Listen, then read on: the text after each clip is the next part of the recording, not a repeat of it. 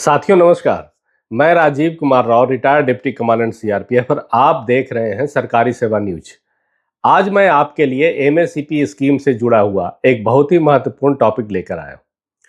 क्या 10 साल, 20 साल या 30 साल की सेवा पूरी होते ही एमएससीपी अपने आप मिल जाती है?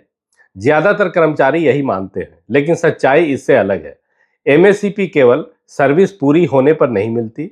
आपके पूरे सर्विस रिकॉर्ड की जांच के बाद डिपार्टमेंटल स्क्रीनिंग कमेटी यानी डीएससी यह तय करती है कि आप फिनेंशियल अपग्रेडेशंस के लिए फिट हैं या नहीं।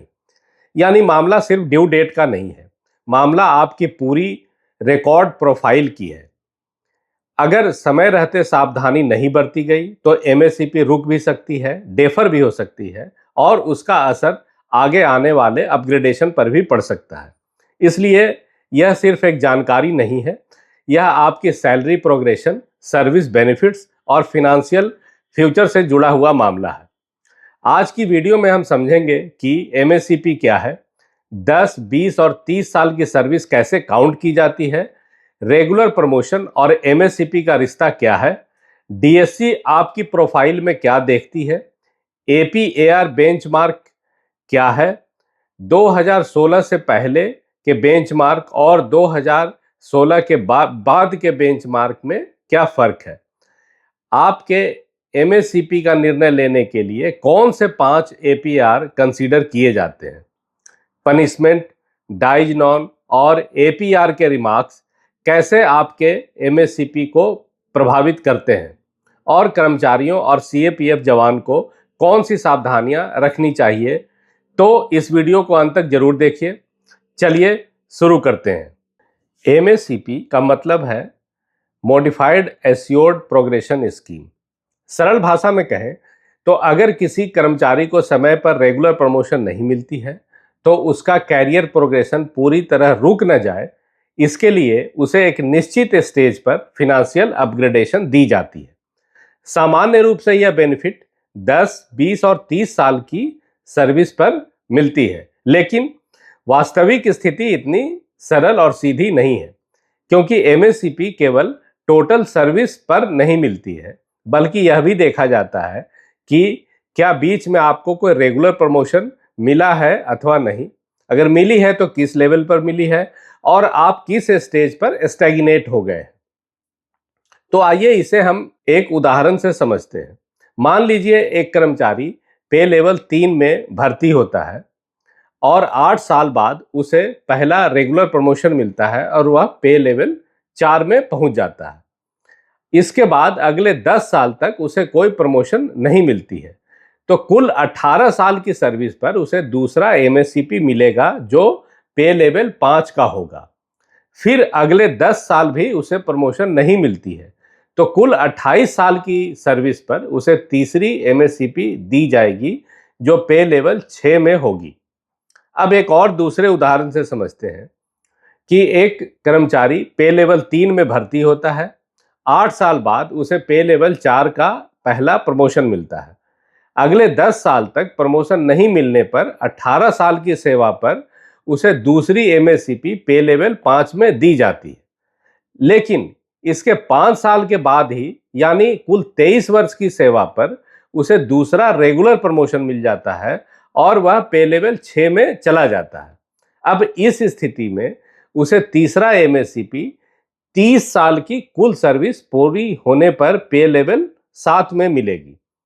तो साथियों, आपने देखा कि जहां एक कर्मचारी को 28 साल की सेवा पूरी करने पर ही तीसरी एमएससीपी मिल गई, वहीं दूसरे कर्मचारी को 30 साल की सेवा पूरी करने के बाद ही तीसरी एमएससीपी की फिनेंशियल अपग्रेडेशन स्वीकृत की गई। यानी साफ है, एमएससीपी सिर्फ साल गिनने का मामला नहीं है, पूरा सर्विस पाथ समझने का मामला है। एमएससीपी का फैसला कौन करता है? एमएससीपी का मामला जाता है एक डीएससी के सामने और यही कमेटी आपकी regular service, APR benchmark, APR में लिखा गया रिमार्क्स यानी पेन पिक्चर, पनिशमेंट और डिसिप्लिनरी इशू और विजिलेंस इंटीग्रिटी की स्थिति को देखकर यह आकलन करती है कि आप फिनेंशियल अपग्रेडेशन के लिए फिट हैं या नहीं। इस प्रकार से एमएससीपी का पहला गेट होता है रेगुलर सर्विस। यहां एक बहुत ही महत्वपूर्ण टर्म है डाइज नॉन। अगर किसी कर्मचारी की सर्विस में कोई पीरियड डाइज नॉन घोषित किया गया है तो वह अवधि रेगुलर सर्विस में काउंट नहीं होगी। उदाहरण के लिए, अगर किसी कर्मचारी के 10 दिन डाइज नॉन हो गए तो उसका एमएससीपी ड्यू डेट से 10 दिन आगे खिसक जाएगा। यानी उसे बेनिफिट 10 साल पर नहीं बल्कि 10 साल 10 दिन पर दिया जाएगा। इसलिए सबसे पहली प्रैक्टिकल एडवाइस यही है कि अपनी एमएससीपी ड्यू डेट और क्वालिफाइंग रेगुलर सर्विस को पहले से वेरीफाई करें। अब आते हैं सबसे निर्णायक हिस्से पर, वह है एपीएआर।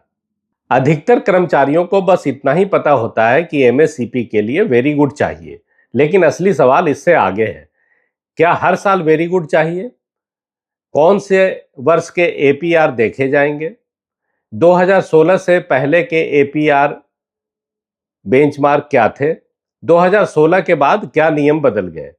या क्या सिर्फ ओवरऑल ग्रेडिंग ही देखी जाएगी? यही वह हिस्सा है जहां बहुत से एमएससीपी के केसेज अटक जाते हैं। नो डाउट एमएससीपी स्क्रीनिंग में आपका एपीआर का बेंचमार्क बहुत बड़ा फैक्टर है। कोई कर्मचारी यह सोचकर संतुष्ट हो जाता है कि मेरा एपीएआर ठीक है, लेकिन ठीक और बेंचमार्क के अनुरूप होना दोनों एक बात नहीं है।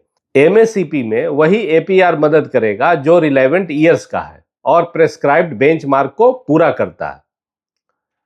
अब हमें यह जानना आवश्यक है कि वेरी गुड कब से महत्वपूर्ण हुआ। यह एक बहुत ही महत्वपूर्ण डिस्टिंक्शन है। पुरानी व्यवस्था में हर जगह वेरी गुड अनिवार्य नहीं था। कई मामलों में गुड बेंचमार्क भी सफिशिएंट माना जाता था, जबकि कुछ हायर ग्रेड्स के लिए वेरी गुड आवश्यक था। लेकिन बाद में नियम बदल दिए गए और 25 जुलाई 2016 से बेंचमार्क को व्यापक रूप से वेरी गुड कर दिया गया। अभी सभी पांचों एपीआर की ग्रेडिंग वेरी गुड या उससे ऊपर होना आवश्यक है।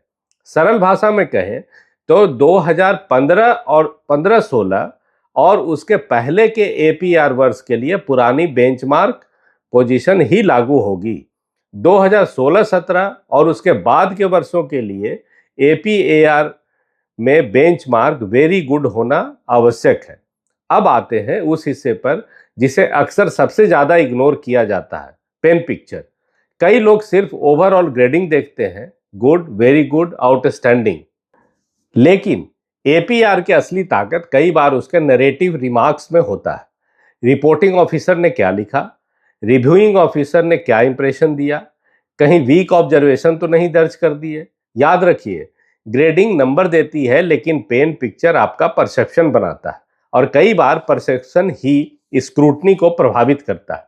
इसलिए एपीआर के केवल अंतिम ग्रेडिंग मत देखिए, रिमार्क्स भी पढ़िए। अगर रिमार्क्स एडवर्स या वीक है तो समय रहते रिप्रेजेंटेशन देना बहुत ही आवश्यक है। अब सबसे प्रैक्टिकल सवाल, जब आपका एमएससीपी केस डीएससी के सामने जाएगा तो कौन से एपीआर देखे जाएंगे? सामान्य रूप से रिलेवेंट 5 वर्ष के एपीआर देखे जाते हैं और उसका निर्धारण प्रमोशन या डीपीसी के पैटर्न के अनुसार T2 प्रिंसिपल से किया जाता है। नियमतः डीएससी वर्ष में 2 बार असेस करती है। इसे एक उदाहरण से समझते हैं। मिस्टर ए की एमएससीपी ड्यू है 15/5/2026 को, तो उसका रिलेवेंट एपीआर के वर्ष होंगे 2019-20, 2020-21, 2021-22, 2022-23 और 2023-24। मतलब साफ है, एमएससीपी ड्यू होने से पहले के वही 5 साल आपकी फाइल के सबसे महत्वपूर्ण साल बन जाते हैं। एक कमजोर एपीआर कैसे भारी पड़ सकता है? मान लीजिए किसी एपीआर की एमएससीपी ड्यू है 15/5/2026 और उसके एपीआर हैं 2019-20 very good, 2020-21 very good, 2021-22 very good, 2022-23 very good, 2023-24 good. परिणाम एमएससीपी डेफर हो जाएगी। यानी 5 साल की पूरी प्रोफाइल पर एक ही एपीआर भारी पड़ जाता है। अब सवाल उठता है कि अगर एपीआर ग्रेडिंग कमजोर हो तो क्या करें? अगर आपका एपीआर ग्रेडिंग कमजोर है और आपको एपीआर कम्युनिकेट किया गया है और आप उसमें दी गई ग्रेडिंग से असहमत हैं या रिमार्क्स एडवर्स लगते हैं, वीक लगते हैं, तो उसे हल्के में बिल्कुल न लें। एमएससीपी ड्यू होने के समय यह कहना कि मुझे तो पता नहीं था, अक्सर बहुत देर हो चुकी स्थिति होती है। इसलिए जैसे ही एपीआर कम्युनिकेट होती है उसे ध्यान से पढ़ें, ओवरऑल ग्रेडिंग देखें, रिपोर्टिंग और रिव्यूइंग ऑफिसर के रिमार्क पढ़ें, फाइनल ग्रेडिंग को ध्यान से देखें। जरूरत हो तो समय रहते रिटन रिप्रेजेंटेशन दें, क्योंकि सर्विस मैटर में ओरल एश्योरेंस कुछ नहीं होता है, हमेशा रिटन रिकॉर्ड्स ही काम आते हैं। अब आते हैं उस हिस्से पर जो कई बार सबसे ज्यादा नुकसान करता है, वह है पनिशमेंट और डिसिप्लिनरी रिकॉर्ड। यह हिस्सा चुपचाप असर डालता है। डीएससी केवल एपीआर नहीं देखती, वह यह भी देखती है कि आपके खिलाफ कोई पनिशमेंट रही है या नहीं। अगर रही है तो उसका सर्विस रिकॉर्ड पर क्या प्रभाव है। यानी केवल परफॉर्मेंस ही काफी नहीं है, कंडक्ट भी उतना ही महत्वपूर्ण है। अगर पनिशमेंट हुई है और आप उससे असहमत हैं, तो कंपिटेंट अथॉरिटी के सामने समय पर अपील और रिवीजन पिटीशन देना आवश्यक है, क्योंकि कई बार पनिशमेंट का प्रभाव सीधे या परोक्ष रूप से आपके एमएससीपी के स्क्रीनिंग पर पड़ सकता है। अब अगर एमएससीपी डेफर हो जाए तो एमएससीपी डेफर होने का मतलब यह नहीं कि बेनिफिट हमेशा के लिए समाप्त हो गया, लेकिन हाँ, उसकी डिले आगे की प्रोग्रेशन को प्रभावित कर सकती है। अगर किसी स्टेज पर बेंचमार्क पूरा नहीं हुआ, पनिशमेंट की इशू रही या अनफिटनेस की स्थिति बनी, तो आगे की फाइनेंशियल अपग्रेडेशन भी शिफ्ट हो जाएगी। यानी आज की एक चूक कल की पूरी प्रोग्रेशन को पीछे धकेल सकती है।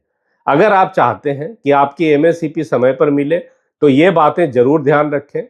अपनी एमएससीपी का ड्यू डेट पहले से जानिए, रेगुलर सर्विस और डाइजनल पीरियड को वेरीफाई कीजिए, एपीआर ग्रेडिंग को हल्के में मत लीजिए।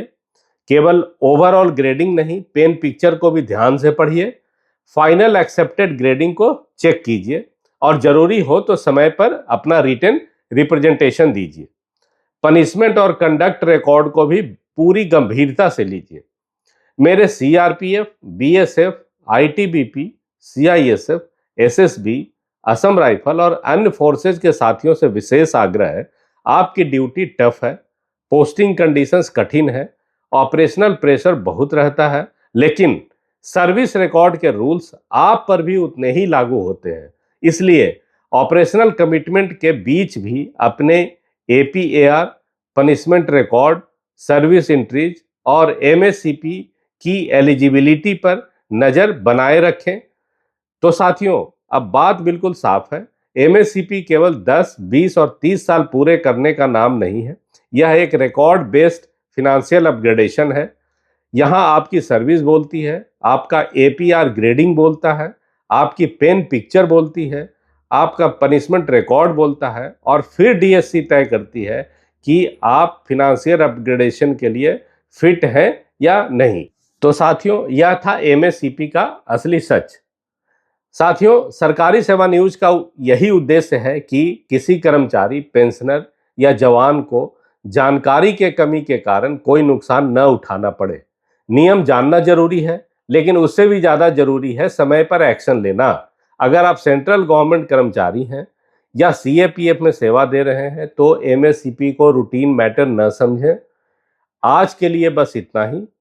अपना, अपने परिवार और अपने साथियों का खूब ख्याल रखें। ऐसे ही सही और सटीक जानकारी के लिए इस वीडियो को लाइक और सब्सक्राइब करना न भूलें। कमेंट्स में अपने सवाल और सुझाव जरूर लिखें। मिलते हैं अगले वीडियो में एक और महत्वपूर्ण जानकारी के लिए। तब तक के लिए जय हिंद, जय भारत।